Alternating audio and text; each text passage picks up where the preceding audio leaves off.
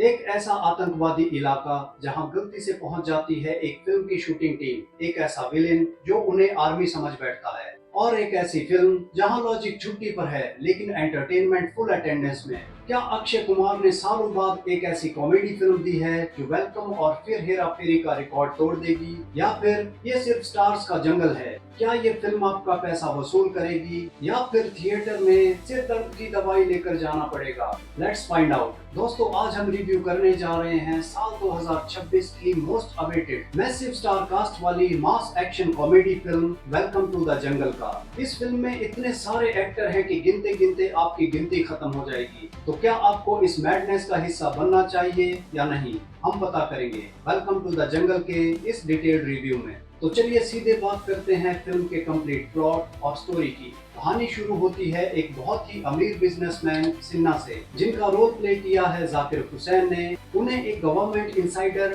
राम प्रसाद उद्यावर यानी विजेंद्र काला से एक सीक्रेट टिप मिलती है कि अगर अपकमिंग इलेक्शन में अपोजिशन पार्टी जीत गई तो फाइनेंशियल फ्रॉड के चक्कर में सिन्हा सीधे जेल जाएंगे। अब जेल से बचने का एक ही तरीका है, सिन्हा को अपने बिजनेस में भारी लॉस दिखाना होगा। यहाँ एंट्री होती है उनके ट्रस्टेड एड दुबे यानी जॉनी लीवर की। दुबे उन्हें एक कमाल का आइडिया देता है, एक ग्रैंड फ्लॉप फिल्म बनाने का। प्लान सिंपल है, फिल्म में सारे फ्लॉप एक्टर्स और फ्लॉप डायरेक्टर को लो ताकि फिल्म फ्लॉप हो जाए और सारा पैसा डूब जाए। इसी फ्लॉप स्ट्रेटेजी के तहत देव यानी राजपाल यादव और दास यानी परेश रावल को बतौर डायरेक्टर साइन किया जाता है और नैनसुख यानी श्रेयस तलपड़े को सिनेमेटोग्राफर बनाया जाता है। और फिल्म का हीरो होता है राजीव कोहली यानी अक्षय कुमार, जो एक अनसक्सेसफुल और फ्लॉप एक्टर है। ट्विस्ट तब आता है जब डायरेक्टर्स डुओ देव और दास, दो खूंखार गैंगस्टर्स रोमियो यानी अरशद वारसी और एडा अन्ना यानी सुनील शेट्टी का कर्जा नहीं चुका पाते।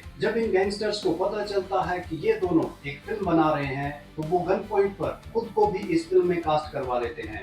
इसके बाद सिन्हा की बेटी जैनी यानी जैकलीन फर्नांडिस और राजीव की एक्स फ्लेम नाडिया यानी दिशा पटानी भी इस फिल्म की हीरोइन बन जाती हैं। इनके साथ कृष्णा अभिषेक, टीकू शारदा, मुकेश तिवारी, यशपाल शर्मा और खुद दलेर मेहंदी भी इस पागलपन का हिस्सा बनते हैं। पूरी यूनिट एक पहाड़ी इलाके में फिल्म की शूटिंग के लिए निकल पड़ती है, लेकिन असली बवाल होता है फाइनल स्केड्यूल में, जब ये पूरी यूनिट पहुंचती है आजादगंज नाम के एक छोटे से टाउन में। अब ट्विस्ट ये है कि इस छोटे से इलाके पर एक बेहद खतरनाक मुजाहिदीन टेररिस्ट जतारा यानी जैकी श्रॉफ का राज है। चूंकि फिल्म की कहानी में ये सारे flop actors Indian army officers का रोल प्ले कर रहे होते हैं, तो आजादगंज के भोले भाले गांव वाले और खुद जतारा के आतंकवादी इन्हें सचमुच की इंडियन आर्मी समझ लेते हैं। और सबसे मजेदार बात, हमारी इस भोली फिल्म यूनिट को दूर दूर तक अंदाजा नहीं है कि वो किसी रियल टेरर कंट्रोल्ड जोन में शूटिंग कर रहे हैं। बस इसी कंफ्यूजन, केओस और मैडनेस के इर्द गिर्द घूमती है इस फिल्म की बाकी की कहानी। अब बात करते हैं फिल्म की राइटिंग डिपार्टमेंट की। इस फिल्म की मूल स्टोरी स्वर्गीय नीरज वोरा ने लिखी है, जो सचमुच बेहद क्रेजी है। ये फिल्म कई पुरानी कॉमेडी फिल्मों का एक परफेक्ट भेलपुरी मिक्स है। बात करें स्क्रीन प्ले की तो ये काफी मिक्स्ड बैग है। फिल्म के कुछ सीन्स जहां पूरी तरह से ऑल फ्लैट हो जाते हैं, वहीं कुछ सीन्स आपको हंसने पर मजबूर कर देते हैं, जिससे एंटरटेनमेंट कोशेंट काफी बढ़ जाता है। इस फिल्म के डायलॉग्स लिखे हैं फरहाद सामजी ने, और मानना पड़ेगा फरहाद सामजी के की डायलॉग्स इस नो होल्ड बार्ड कॉमेडी को काफी एनहेंस करते हैं। खासकर एक्टर्स के बीच की पंच लाइन्स और टाइमिंग थिएटर में हंसी का माहौल बना देती है। अब आते हैं फिल्म के कप्तान यानी डायरेक्टर अहमद खान पर। अहमद खान का डायरेक्शन बेहद ग्रैंड है और इतने विशाल स्केल की फिल्म को संभालना, जिसमें इतनी बड़ी स्टार कास्ट हो, ये कोई आसान काम नहीं था। इसके लिए वो पूरे क्रेडिट के हकदार हैं। ये फिल्म पूरी तरह से एक ब्रेन रोट जोन की फिल्म है, जहां लाफ्टर और मैडनेस को सही तरीके से बैलेंस करना बहुत जरूरी था।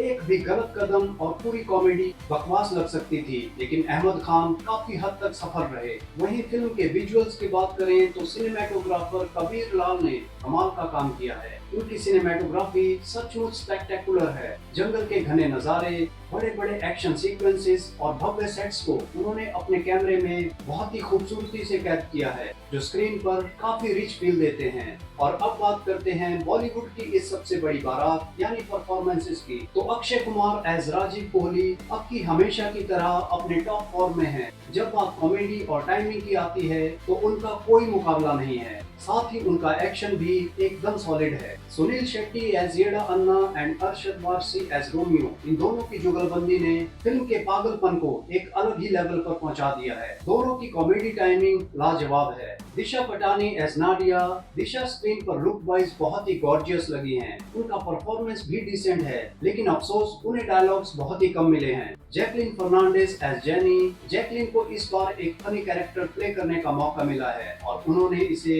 ठीक ठाक किया है। अब बारी आती है the comedy legends, Johnny Lever as Dubey, Rajpal Yadav as Dev, Paresh Rawal as Das और श्रेयस तलपड़े एज नैनसुख हमेशा की तरह पूरी तरह डिपेंडेबल है। जब भी ये स्क्रीन पर आते हैं हंसी नहीं रुकती।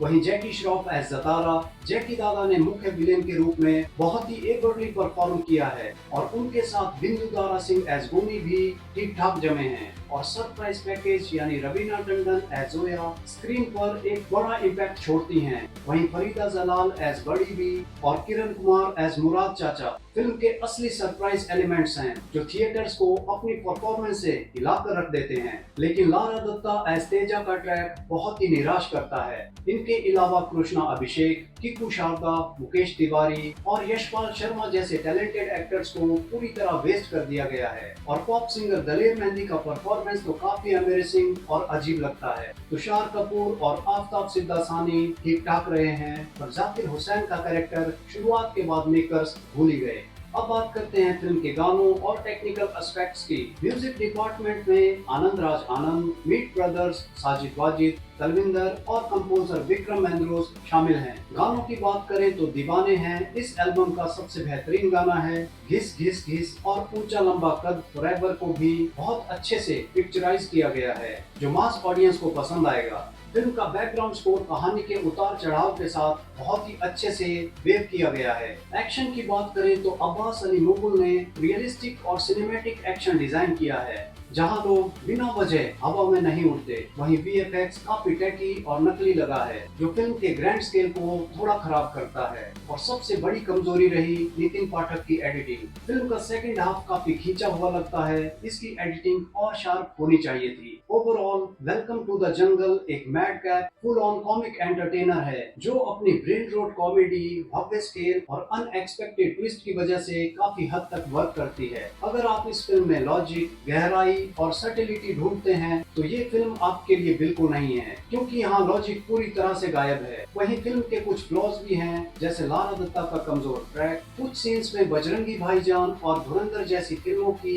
बोरिंग पैरेलल्स दिखाना और कुछ किरदारों को जबरदस्ती ठूंसना। लेकिन इन सब के बावजूद इसकी बिना किसी झिझक वाली पागलपन, बेहतरीन डायलॉग्स और मास प्लीजिंग मोमेंट्स इसे सिंगल स्क्रीन और मास सेंटर्स में एक परफेक्ट पैसा वसूल एंटरटेनर बनाते हैं। तो दोस्तों, क्या आप अक्षय कुमार और उनकी पूरी पलटन का पागलपन देखने के लिए थिएटर जा रहे हैं या फिर ओटीटी का इंतजार करेंगे? कमेंट सेक्शन में अपनी राय जरूर बताइए। और अगर आपको हमारा रिव्यू वीडियो पसंद आया हो तो वीडियो को लाइक करें, शेयर करें और चैनल को सब्सक्राइब करना मत भूलना। मिलते हैं अगले रिव्यू में, तब तक के लिए अलविदा।